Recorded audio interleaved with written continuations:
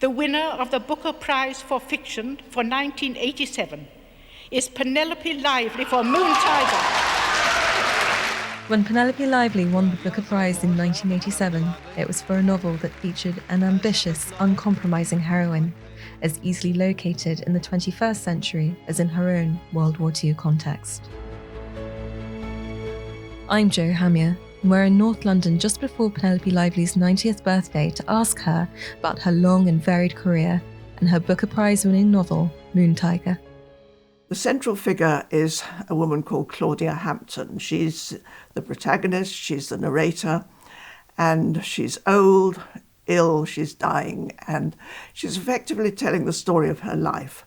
But into it flicker all the people who are central, who have been central to her life, above all, a central figure who she knew when she was a war correspondent in Egypt in 1942, which is when the Libyan campaign was raging and Rommel was advancing upon Egypt.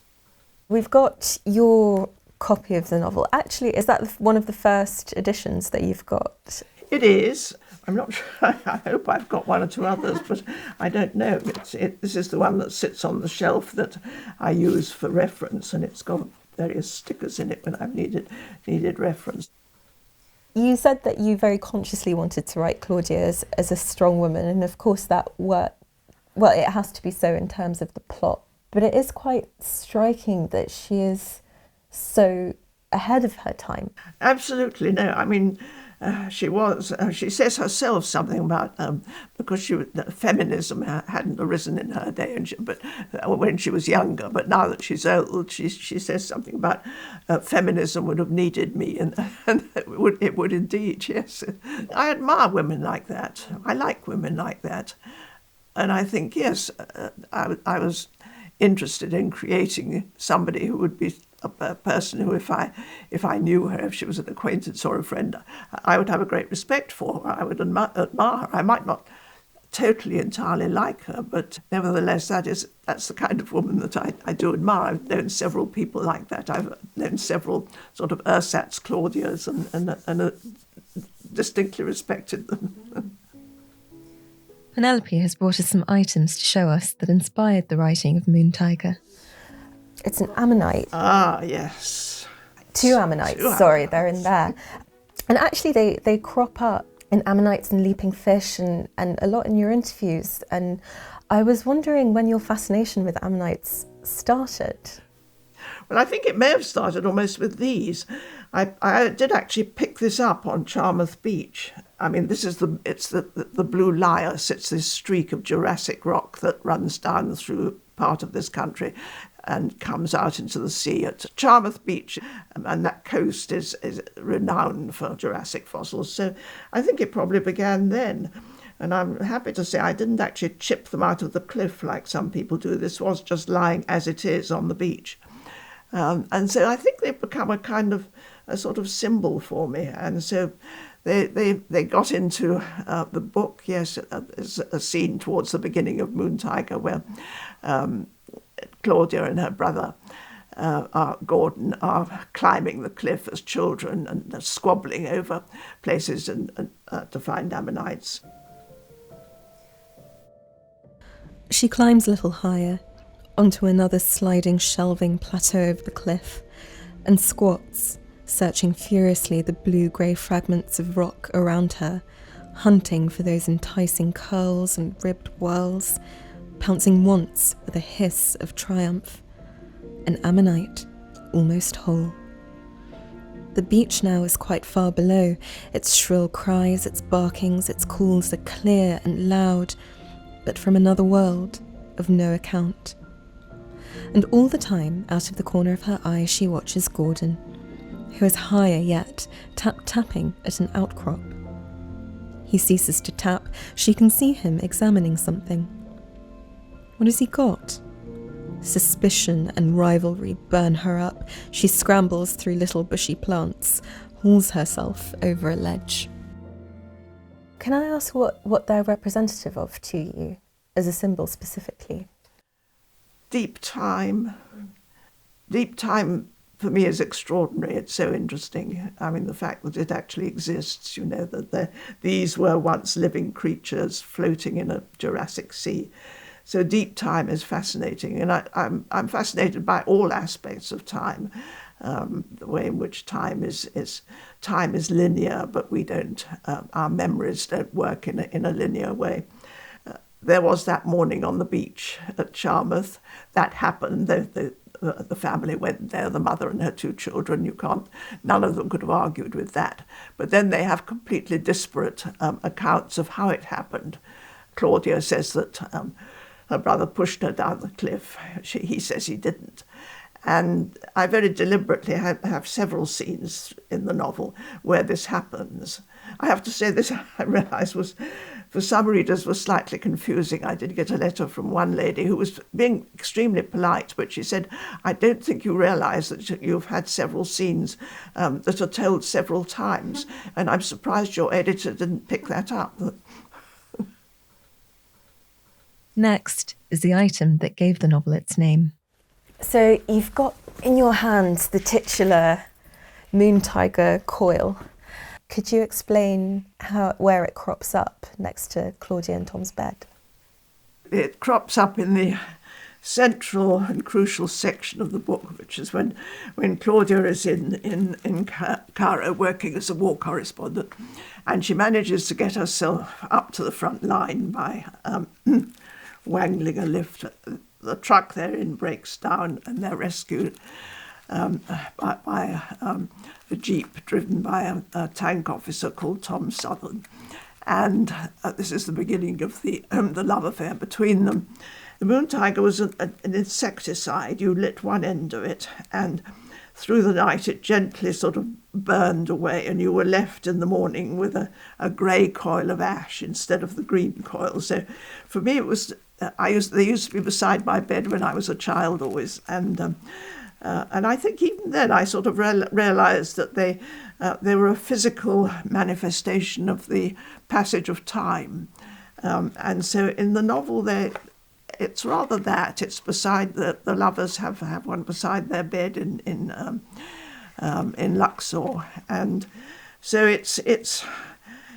That's what it's doing, I think, there. It's indicating the passage of time, and that this moment, this sort of wonderful moment of time that they have together, will pass. I like this part of the story best, she says. Me too, says Tom. Oh, me too. And oh God, thinks Claudia, may it have a happy ending. Please, may it have a happy ending. The moon tiger is almost entirely burned away now. Its green spiral is mirrored by a grey ash spiral in the saucer. The shutters are striped with light. The world has turned again. Tom's diary comes right at the end of the book, and this is completely deliberate because I wanted it to be the first time you see him properly as the reader, because back over the period of when they're together in Cairo, there isn't a lot. You see Tom a great deal from Claudia's point of view, but there's not quite so much from Tom's point of view. So in a way, he's stood back as a character there. He's the centre of Claudia's life. And actually, for him, Claudia is very much the centre of his as well, insofar as somebody in the middle of a war can have something else that's going on. So I was rather deliberately saving up Tom as a character until the very end, and then you're going to get an absolutely full, as it were, full blast of Tom as a character and of what was going on, of what his life was actually like at that point.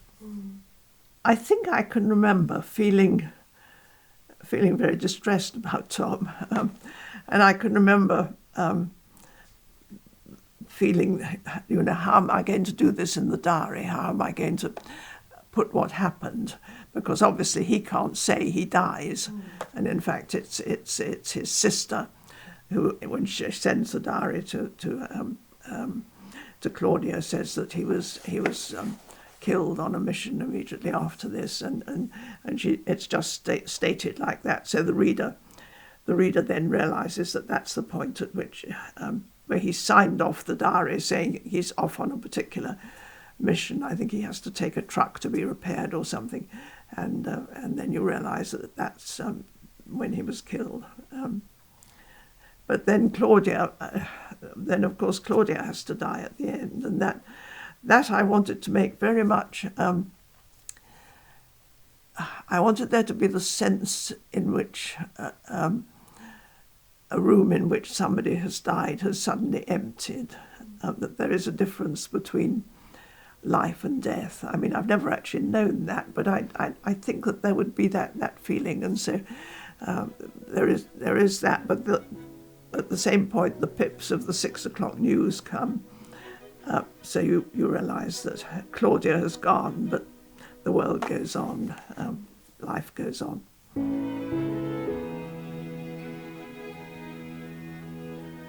Penelope was born in Egypt, not moving to England until she was 13. I asked her what she remembered about her childhood. We lived outside Cairo. We lived in one of 3 big houses with big gardens that had been built, I think, probably in about 1900. Goodness, when I look at these, I'm sort of about 7, 8. They're familiar because I've often seen these photos, but the child there does seem fairly alien. I can't believe that was ever me.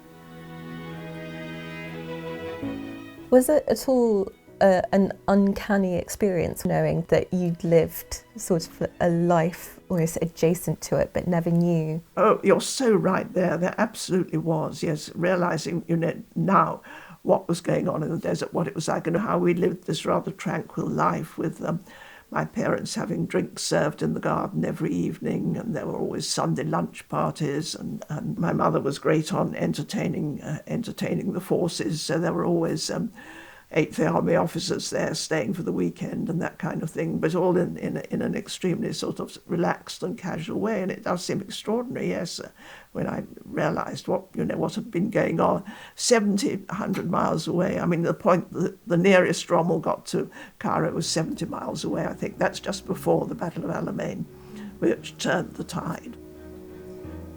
You do have an insanely diverse body of work. It includes sort of quasi-memoir and straightforward memoir, short stories, children's books, novels. Is there anything you're particularly proud of? There are 1 or 2 short stories that I like when I reread them. Penguin decided recently to publish a sort of selected short stories, and I was allowed to make a selection out of them. So that was an interesting thing to do, because I went through, I think there were 69 altogether that had been published, and I went through them thinking, gosh, no, not that, definitely not that, and then maybe this, oh, this actually, it definitely, So it was an opportunity to be critical about your own work and see which ones you felt worked and which quite definitely didn't. And with the children's books, yes, there's this The Ghost of Thomas Kemp, which is still around. I still get letters about it. You have said at various points in your career that there's a conscious decision to stop with a form or a genre, that you were done with short stories or done with children's books. How does the decision to stop come about? Well, with the children's books, I felt that they had left me. I became distinctly aware that if I did another, it wasn't going to be much good. I somehow knew that I'd written that out now. You have said that writing children's books is quite different to writing fiction for adults, and I was wondering if you could speak a little more about that. How so? Well, it is different, but I always felt passionately when writing for children that you don't write down to children, and what you're trying to give them is the essence of what story can do, what fiction can do. There are certain sort of technical ways in which you do this. I mean, in some ways, I've always felt there was a slightly like the short story. You grab the child on the first page of the book. If you don't, you've failed. The child, above all, wants a story. So you are telling a story, but you can pack a whole lot else in as well. And so I never felt that I was, in writing for children, abandoning adult interests and adult concerns. A children's book like The Ghost of Thomas Kemp, there's bubbling underneath the surface there's my interest in memory, in the operation of memory, in the essence of time. But I don't want any child coming away from the book thinking, oh, I've read a book about the operation of memory. They're coming away thinking that they've read a story and they've read a ghost story, and there's been elements of things that have been exciting about it. It's in no way easier. I think it's more difficult than writing for adults in some ways, intensely difficult. I sort of feel that's why it left me in a way. I became aware of how difficult it was. We do have to turn to the Booker Prize win. What are your memories of the ceremony? Do you remember anything about it? I can remember the day very well, because I can remember my husband saying at lunchtime, he was a deeply sort of sensible man, he said, I don't actually think you're going to win, but just in case, you better have something to say. And he also said, don't drink too much wine at dinner. So yes, I wasn't expecting to win, and I don't think I had been expected to win. So when it happened, yes, mercifully, I did have a few words that I could say. I spent this morning drafting an article which I was going to offer to a Sunday newspaper entitled How to Not Win the Booker 3 Times. I would have needed to recoup my losses. Those of my family and friends who, against my fervent advice to the contrary, had decided to lay something out on this, had all made it tacitly clear that in the event of things going wrong, they would expect to be reimbursed. I'm not a betting woman myself, and indeed I have slight reservations about books becoming a spectator sport, but those who have more of an eye for these things had assured me that 8-1 was an irresistible flutter. I remember I didn't have anything to drink at dinner at all.